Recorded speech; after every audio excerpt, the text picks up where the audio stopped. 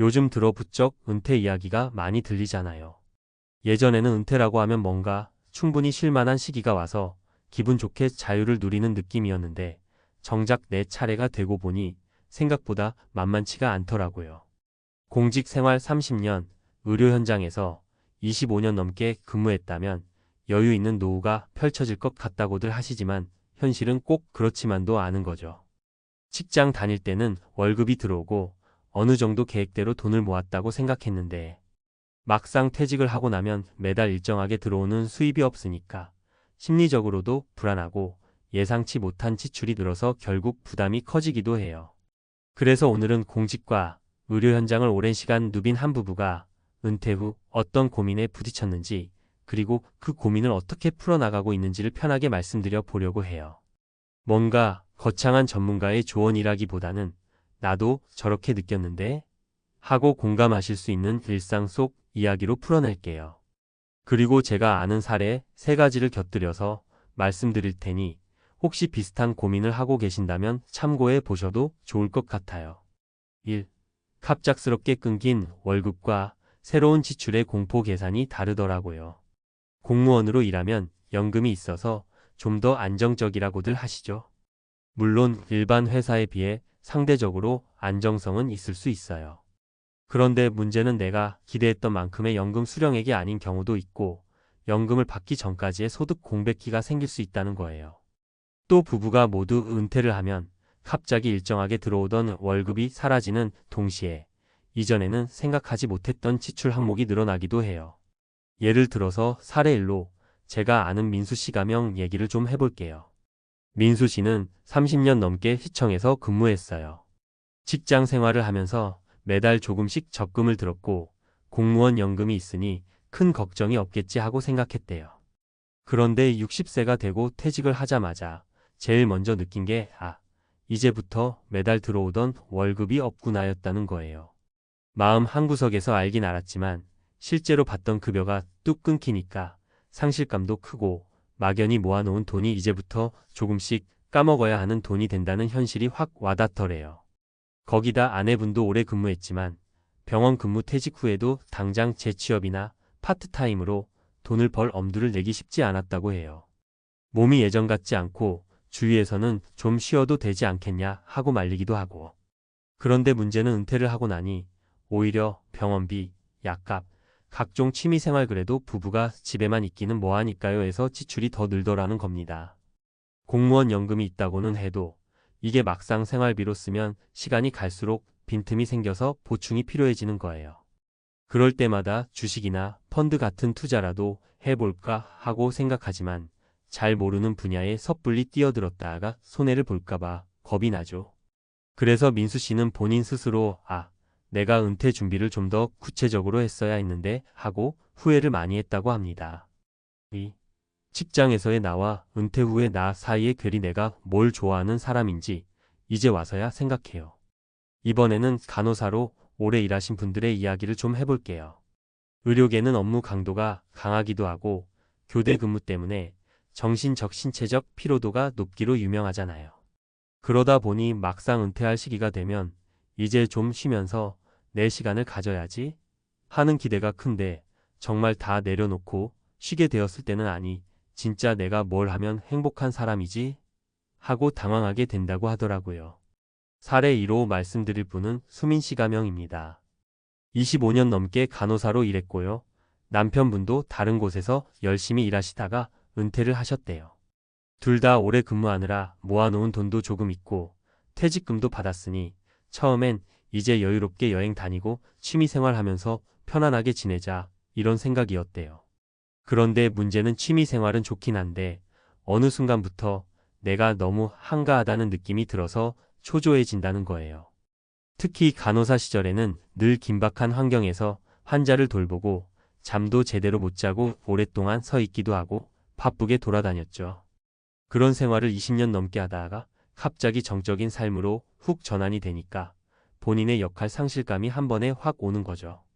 예전에는 환자가 간호사 선생님, 감사합니다 라고 말해주면 본인은 그게 삶의 동력이 됐다는데 이제 그런 말을 해주는 사람이 없으니까 허전함이 몰려오고 내가 뭘 위해 살아야 하는지 방향성도 잘 안 보인다는 겁니다. 수민 씨가 가장 힘들어했을 때 주변에서 이런 말을 많이 하더래요. 너처럼 전문 직종에서 일한 사람은 어딜 가도 환영받을 거야. 그런데 막상 재취업이라든지 봉사활동 같은 걸 알아봐도 예전처럼 몸이 버텨주지 않는 것도 부담이고 주어진 환경도 이전과는 달라서 진입 장벽이 꽤 높다는 걸 느꼈대요. 그러다 보니 그래, 이참에 좀 쉬자. 쉬면서 진짜 내가 좋아하는 게 뭘까 하나씩 찾자. 라고 마음먹고 스스로에 대해 천천히 공부하는 과정을 갖게 되었는데 그게 또 하나의 새로운 도전이었던 거예요. 평생 환자를 돌보느라 본인을 돌볼 기회가 없었는데 이제는 오히려 자기 자신한테 집중하고 하고 싶은 걸 찾아보고 소소한 일상에서 행복을 찾으려 애쓰고 있대요. 3. 부부가 함께 맞이하는 은퇴 부부라고 해도 서로 기대가 다를 수밖에 없어요. 공무원 출신 남편과 간호사로 일했던 아내가 함께 은퇴를 맞이했을 때 둘 다 나름대로 전문성도 있고 사회적으로 인정도 받았던 직업이라 외부에서는 아유, 두 분은 노후 걱정 없겠네요 라고 말하기 쉽죠.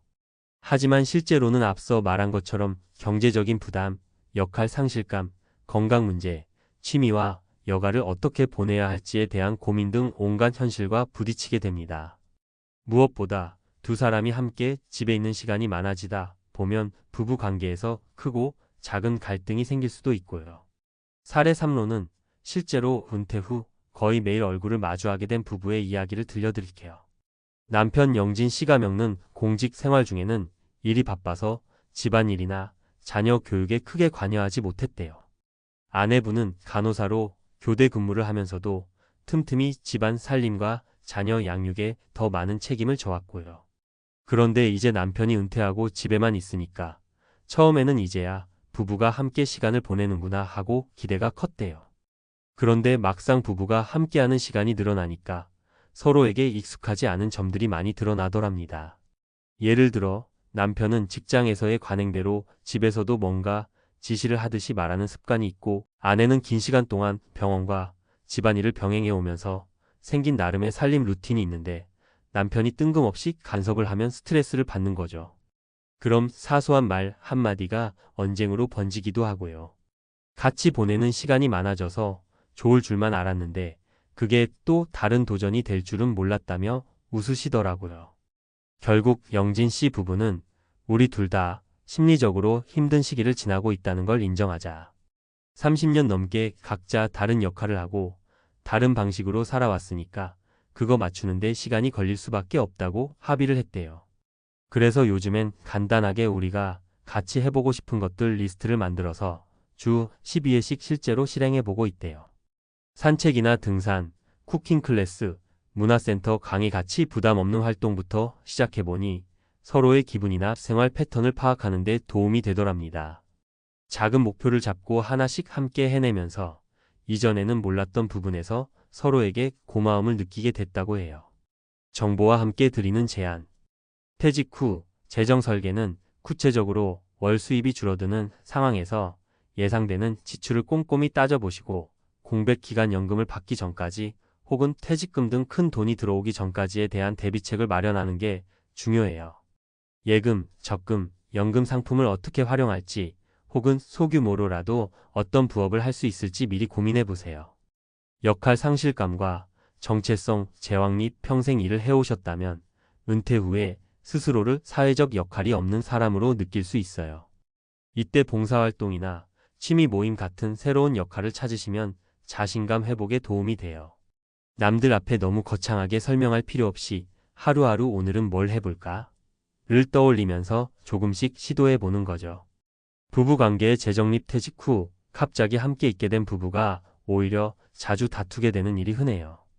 이때는 서로가 낯설 수 있다는 사실을 인정하고 작은 것부터 대화를 통해 함께 조율해 나가는 게 좋아요. 내가 이렇게 생각했어, 넌 그렇게 느꼈구나 하고 서로의 차이를 존중하는 태도가 매우 중요합니다.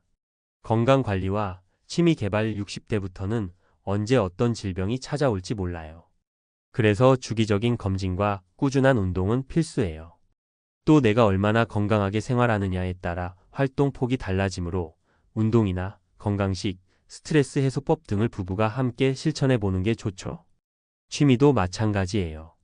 난 원래 할 줄 몰라서 하고 손사래를 치기보다는 조금이라도 흥미가 생기는 분야가 있다면 과감히 도전해 보세요.